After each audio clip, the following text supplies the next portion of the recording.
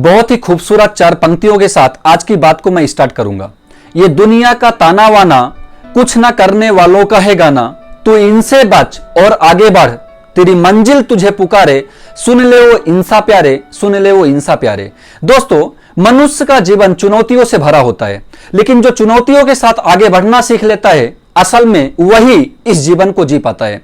कई बार हम ऐसी परिस्थिति में फंस जाते हैं कि हमें समझ ही नहीं आता है कि हम क्या करें। हर तरफ आंखों के सामने अंधेरा ही अंधेरा दिखाई देने लगता है, निकलने का कोई भी रास्ता समझ में नहीं आता है। चूंकि हम इंसान हैं, निकलना तो पड़ेगा, हिम्मत के साथ कदम तो आगे बढ़ाना ही पड़ेगा और खुद पर भरोसा रखना पड़ेगा। यदि हमें खुद पर भरोसा है तो हम छेनी और हथौड़े से दशरथ मांझी की तरह हम पहाड़ को भी काट सकते हैं। इसीलिए मैं कहता हूं, सुनो तुम कुल दीपक हो, एक दिन दिनकर सा चमकोगे या तुम मिल्खा दौड़ोगे। पगला जैसे दशरथ मांझी जिसने धरणी धर को काटा, मैं एकलब हां मैं जीतूंगा।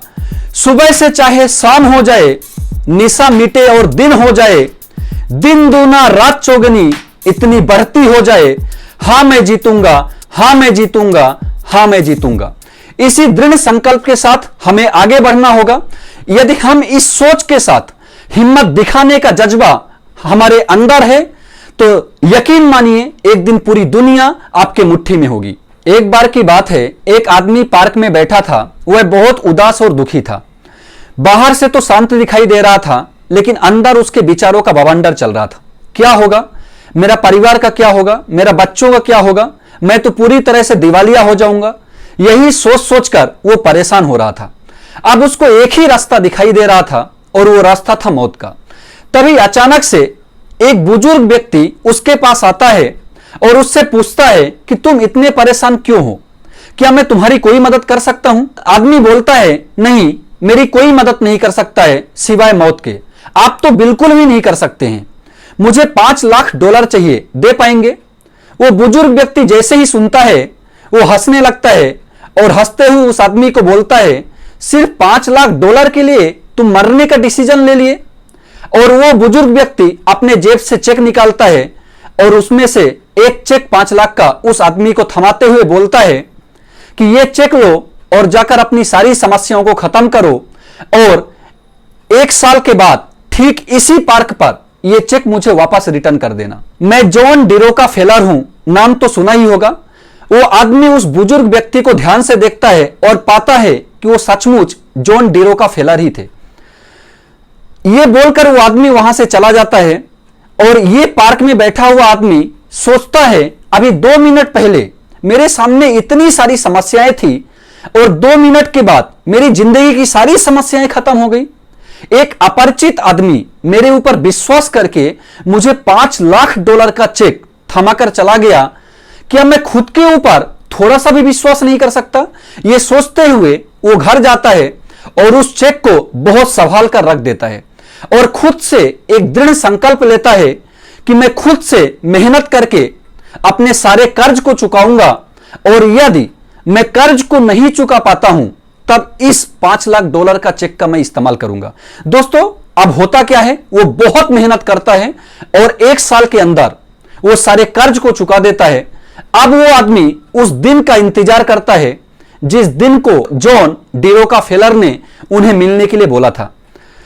वो दिन आता है और वो आदमी उसी गार्डन में जाता है जिस गार्डन में जॉन ने मिलने के लिए बोला था। वो आदमी जाके उस बुजुर्ग व्यक्ति जॉन डिरोका फेलर का इंतजार करता है। अभी अचानक से देखता है कि जॉन डिरोका फेलर उनकी तरफ आ ही रहे होते हैं। वो व्यक्ति खुशी के मारे उछलकर उनके पास चला जाता है और बोलता है कि आपने जो चेक दिया था, मैंने बहुत संभाल करके इस चेक को रखा था और मैंने अपने मेहनत के बलबूते अपने सारे कर्ज को उतार दिया। दोस्तों, ये बात बोल ही रहा होता है कि जॉन डिरोका फेलर के पीछे से 2 नर्स आती है और अचानक से उनको पकड़कर वापस ले जाने लगती हैं। तभी वो आदमी बोलता है कि तुम इनके साथ ऐसा व्यवहार क्यों कर रही हो? उनमें से एक नर्स आदमी की तरफ देखकर हंसने लगती है और बोलती है, क्या आपको भी इसने चेक दिया? ये गार्डन से सटी दीवार देख रहे हो? ये पागल खाने की दीवार है। ये आदमी लास्ट 3 साल से इसी पागल खाने में भर्ती है और कभी कभी भाग करके इस गार्डन में आ जाता है और सबको बोलता है कि मैं जॉन डीरो का फेलर हूं, क्योंकि इसकी शक्ल थोड़ा बहुत जॉन डीरो का फेलर से मिलती है। जैसे ही वो आदमी ये बात सुनता है, मानो उसके पैरों के नीचे से जमीन खिसक गई हो। वो सोचने लगता है, मतलब $5 लाख का चेक मेरे पास कभी था ही नहीं, ये इनकम मेरे पास था ही नहीं, तो मेरे पास था क्या? दोस्तों, अब तो आप समझ ही गए होंगे कि उसके पास क्या था। उसके पास था उसका खुद का भरोसा। जब आप खुद पर भरोसा करते हैं, आप जिंदगी की हर जंग को जीत सकते हैं।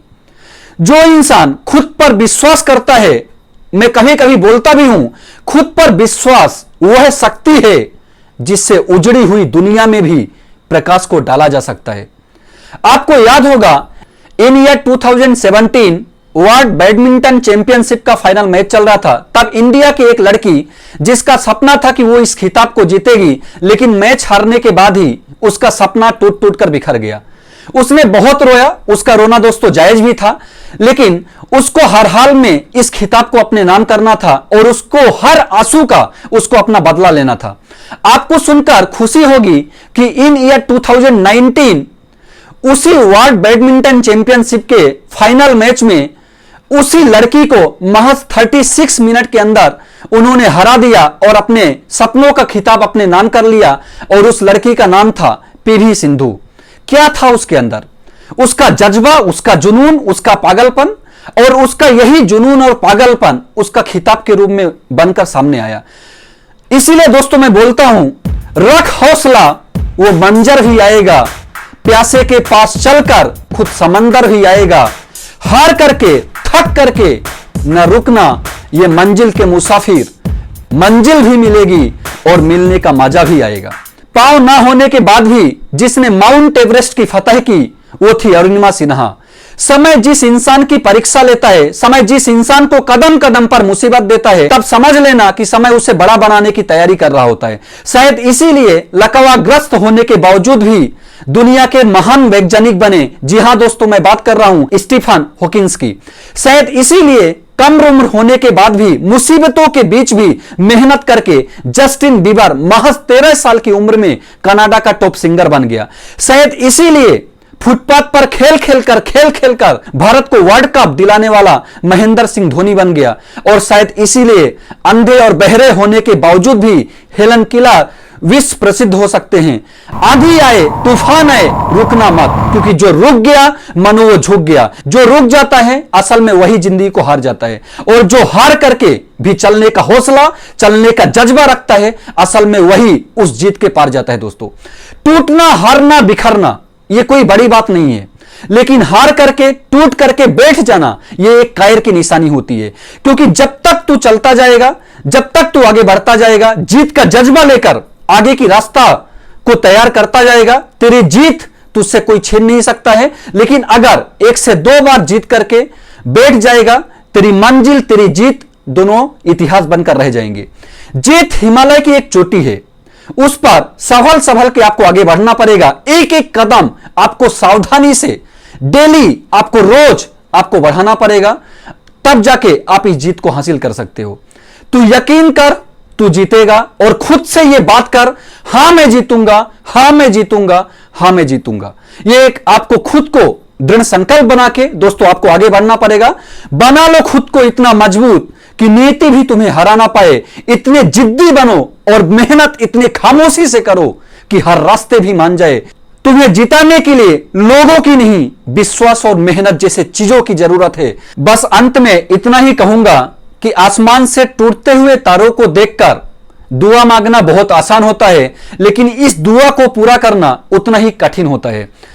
क्योंकि टूटते हुए तारों को देखकर सिर्फ तुमने नहीं, बल्कि इस दुनिया में रहने वाले हजारों लाखों लोगों ने दुआ मांगी है। मेहनत करके दुआ को पूरा करना ज्यादा आसान है बजाय, क्योंकि रात के टूटते हुए तारों को देखकर जब लोग दुआ मांग रहे होंगे, तब आप ईमानदारी के साथ मेहनत करके उस दुआ को पूरा कर रहे होंगे। और यही नजरिया आपको भीड़ से अलग करती है। दोस्तों, एक दृढ़ संकल्प लीजिए, खुद से वादा कीजिए, खुद से बोलिए, हां मैं जीतूंगा, हां मैं जीतूंगा, हां मैं जीतूंगा।